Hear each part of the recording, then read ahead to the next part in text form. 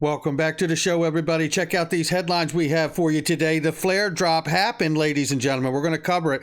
SBF, SDNY prosecutors, Congress and Gensler, Binance bleeding $12 billion as the subpoenas start to fly. Uh-oh, ladies and gentlemen. SEC versus Ripple update with Ripple defendants and Jeremy Hogan on the Hinman emails. And 22-cent XRP or $80 XRP. We got the chart you need to see. Somebody roll that beautiful intro.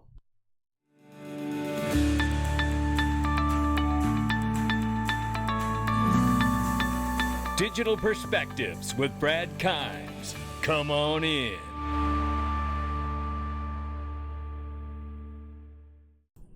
Welcome back to the show, everybody. Take a look at this. We got $887 billion market cap for cryptocurrency. The market's off by 0.3%. Bitcoin right now, 17,200 plus. Ethereum, 1,300 plus.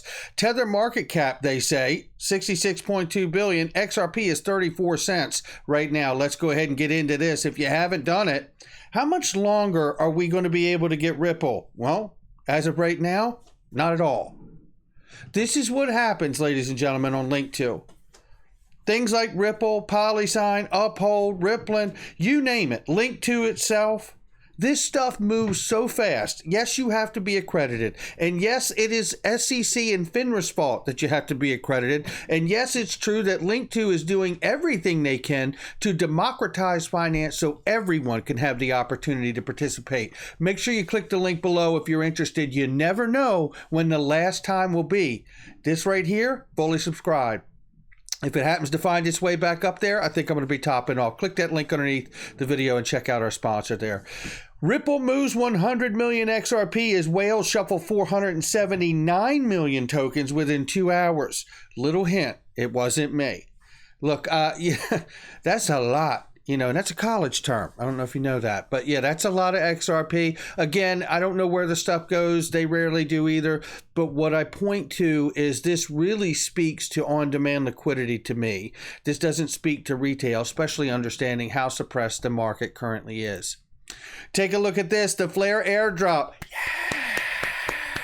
Yeah, this is Ledger saying right here, we're ready for the FLR airdrop. FLR tokens distribution later today, which was yesterday afternoon, but you'll be able to add a FLR account in Ledger Live at launch, and that's wonderful. I have not had a chance to do that as of yet, but what I can tell you is I'm going to, and I can also confirm that I received my FLR drop on my Uphold account, which is fantastic. Now, I know that Coinbase said that they were participating, but I haven't seen anything as of yet on that. If anybody else has, please send me a message and let me know, because I would love to find out when and if that's happening. They have said they're going to participate, and it may take a few extra weeks, but we'll see.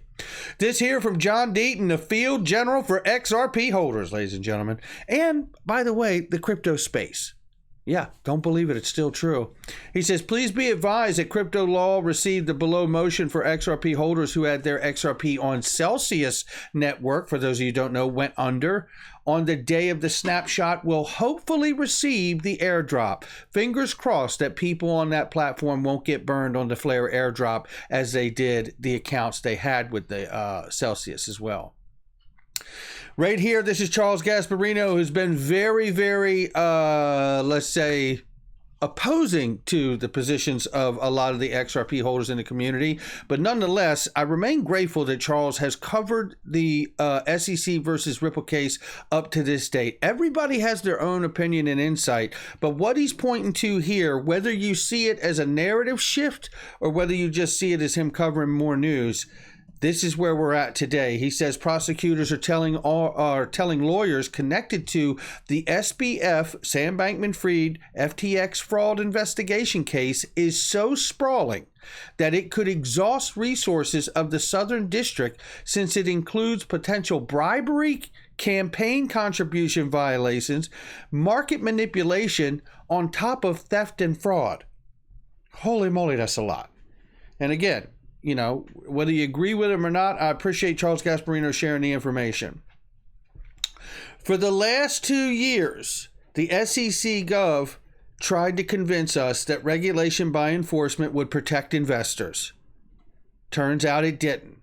Gary Gensler will do anything to distract Americans from his failed tenure at the SEC, and the Financial Housing Committee will hold him accountable. Good, because you know what, Representative Bill Huizenga? I hope the people hold you and everybody else who's mouthed this sentence and this thought to be accountable as well. Because you know what? Up until now, it's been talk. So I appreciate the focus, but I want to see action. And I know the people want to also. So I appreciate your effort as long as it follows through. Right here, Binance is bleeding assets according to Whale Chart. $12 billion gone in less than 60 days. Goodness gracious.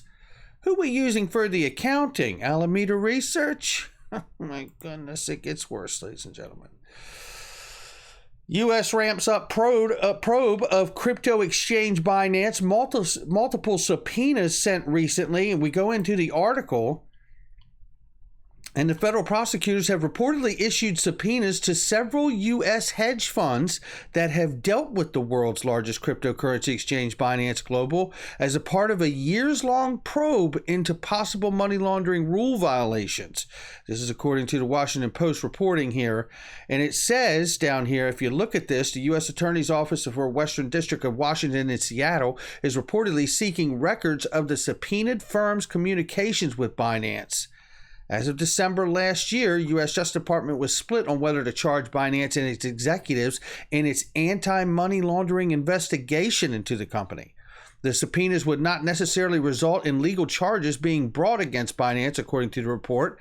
The Binance Chief Strategy Officer, Patrick Hinman, told Washington Post that the company is talking to virtually every regulator across the globe on a daily basis, but declined to comment on the status of the investigation.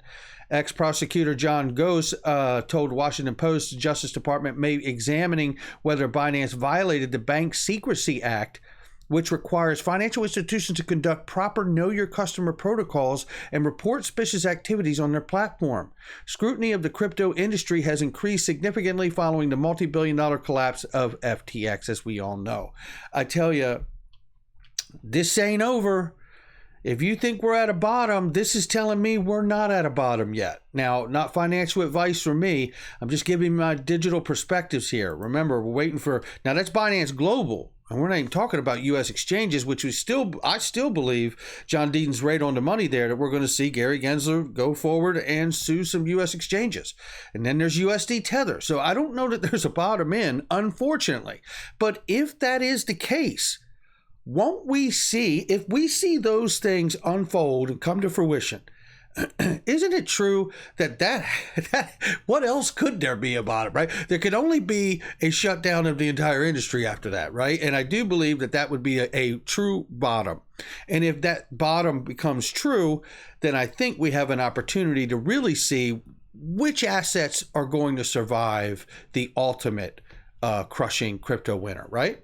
Right here we have Jim. Shout out to Jim Filan. He's giving us an update in the SEC versus Ripple here. The XRP Ripple defendants have filed their response in opposition to the SEC's motion to seal certain documents filed in connection with the parties' cross motions for summary judgment. I don't need to read that to you, but I do want to go here. And then we have this, because we know that has been filed. This is Jeremy Hogan's response here. It says, will the court force the SEC to disclose the Hinman emails to the public? We should know very shortly. Well, what's unbelievable about that is that Marcus Mickle here asked, when do we get a ruling on this? I thought Jim Filan thought it would come with summary judgment. Jeremy Hogan reminds all of us, I thought Jim thinks a ruling on the Daubert motions for expert motions, right, will come at the same time as summary judgment ruling. And that is right, because we know that Jim has told us on or before March 2023, he believes we'll get a ruling, and the judge will rule in one giant ruling on everything left to speak on.